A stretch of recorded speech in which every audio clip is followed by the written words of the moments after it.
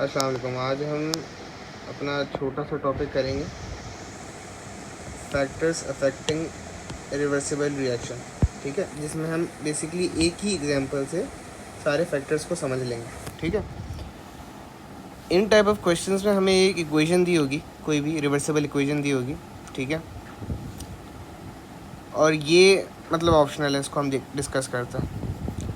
अब इस इक्वेशन में हमसे पूछेंगे कि भाई अगर मैं कॉन्सेंट्रेशन बढ़ाऊँ, या ये फैक्टर्स जो सारे हैं, कॉन्सेंट्रेशन, टेम्परेचर, प्रेशर, इनको इंक्रीज़ या डिक्रीज़ करने से क्या फ़र्क आएगा। ठीक है, अब फॉर एग्जांपल स्टार्ट करते हैं, डायरेक्ट क्वेश्चन में समझते हैं चीज़ें। अब लेट्स से क्वेश्चन ने कहा कॉन्सेंट्रेशन, ये अभी ये रिएक्शन है आपका हेबर्स प्रोसेस का। ठीक है, इसमें आपका नाइट्रोजन है और हाइड्रोजन है और अमोनिया है। ठीक है, अब लेट्स से क्वेश्चन ने बोला कि the concentration of nitrogen is increased. सही, concentration of nitrogen is increased का मतलब ये हुआ कि हमारा जो रिएक्टेंट है उसकी कॉन्सेंट्रेशन इंक्रीज हो गई। ठीक है, रिएक्टेंट की कॉन्सेंट्रेशन इंक्रीज हो गई। रिएक्टेंट की कॉन्सेंट्रेशन इंक्रीज हो गई मतलब जो हमारा प्रोडक्ट है उसकी कॉन्सेंट्रेशन डिक्रीज़ हो जाएगी। एक की कॉन्सेंट्रेशन इंक्रीज़ हुई है तो विद रिस्पेक्ट टू अदर ये हमारी प्रोडक्ट की कॉन्सेंट्रेशन डिक्रीज़ हो गई। तो अब इक्विलिब्रियम, हर चेंज, जो भी चेंज आया है ना, बेसिकली ये आपका एट इक्विलिब्रियम होता है। जो भी चेंज आया उसको अपोज करता है। तो इस चेंज को, क्योंकि रिएक्टेंट की कॉन्सेंट्रेशन इंक्रीज़ हो गई है, इस चेंज को अपोज करने के लिए अब वो क्या करेगा कि अमोनिया को बढ़ाना शुरू कर देगा। अमोनिया की कॉन्सेंट्रेशन को बढ़ाने के लिए क्या होगा, फॉरवर्ड रिएक्शन फेवर होगा। ठीक है, तो हमारा जो फॉरवर्ड रिएक्शन है, जो ये वाला रिएक्शन है फॉरवर्ड रिएक्शन, उसका रेट इंक्रीज हो जाएगा। सही है, मतलब ज़्यादा हमारे पास प्रोडक्ट बन जाएगा। तो ये हमारे पास तब होगा जब हम रिएक्टेंट की कॉन्सेंट्रेशन इंक्रीज़ करेंगे। कॉन्सेंट्रेशन में ये हम बताना पड़ता है किस चीज़ की कॉन्सेंट्रेशन इंक्रीज़ कर रहे हैं। ठीक है, अगर लेट से उसमें लिखा हुआ है कि अमोनिया की कॉन्सेंट्रेशन इंक्रीज़ हो रही है, तो ये हमारे जो रिएक्टेंट्स हैं इनकी कॉन्सेंट्रेशन डिक्रीज़ हो जाएगी इनके रिस्पेक्ट से। ठीक है, तो अब इस दफ़ा रिएक्शन बैकवर्ड की तरफ जाएगा कि हमारे पास जो रिएक्टेंट है उसकी कॉन्सेंट्रेशन इंक्रीज़ करने की कोशिश करेगा हमारे इक्विलिब्रियम। ठीक है, जो चेंज हुआ है उसके अपोज में काम किया उसने। ठीक है, अगर हमने रिएक्टेंट की कॉन्सेंट्रेशन बढ़ाई तो फॉरवर्ड में मूव किया ताकि प्रोडक्ट की कॉन्सेंट्रेशन बढ़ा सके, प्रोडक्ट ज़्यादा बना सके। ठीक है, और इसी तरह अगर हमारे पास प्रोडक्ट की कॉन्सेंट्रेशन बढ़ गई तो बैकवर्ड मूव करेगा ताकि हमारे पास रिएक्टेंट ज़्यादा प्रोड्यूस हो। ठीक है, इक्विलिब्रियम ये। तो कॉन्सेंट्रेशन हमने समझ लिया। ठीक है, अब आ जाते हैं टेम्परेचर। टेम्परेचर के लिए हमें एक चीज़ जहन में रखनी पड़ेगी कि क्या ये जो हमारे पास रिएक्शन है ये एक्सोथर्मिक है या एंडोथर्मिक है। अब अगर हम रिवर्सिबल रिएक्शन में देखें तो हमें पता है कि ये जो डेल्टा एच की वैल्यू दी हुई है हमें, ये हमेशा डेल्टा एच फॉरवर्ड वाले के लिए दिया होता है।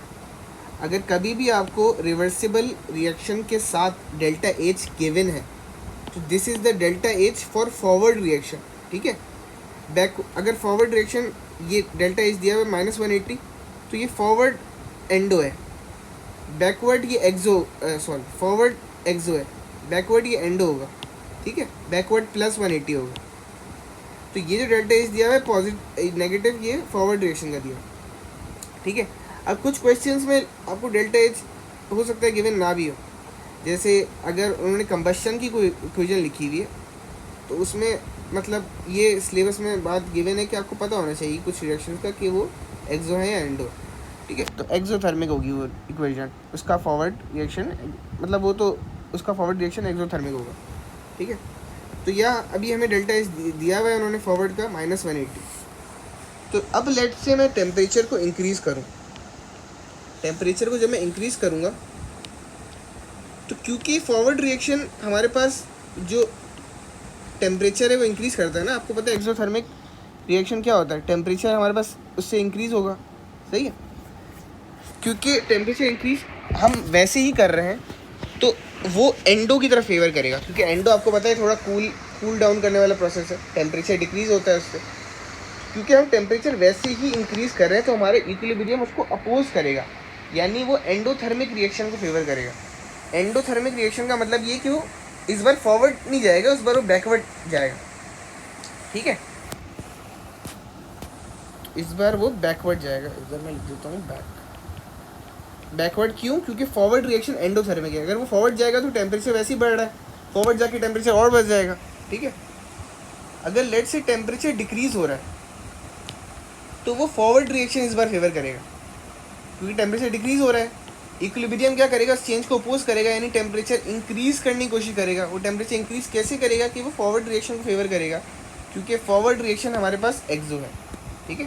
तो इस बार हमारे पास फॉरवर्ड रिएक्शन फेवर हो, ठीक है।